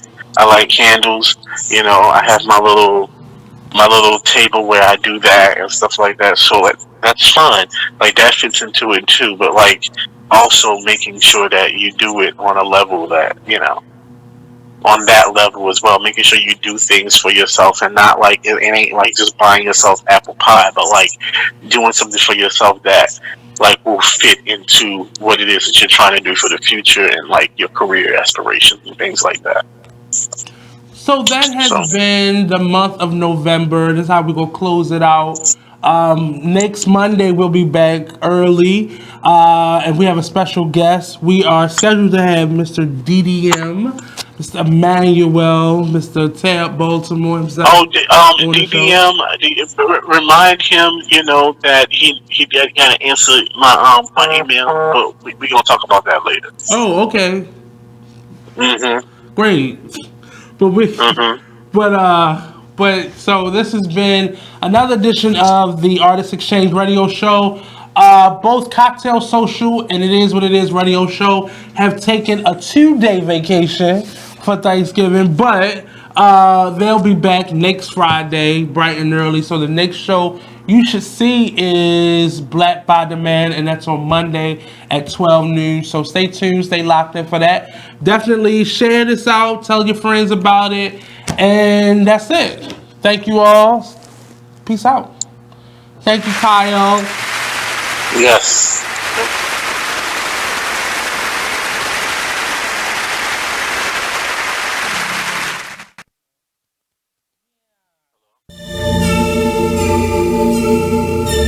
Like the one thing you always gotta remember is people gonna try to project their insecurities onto you.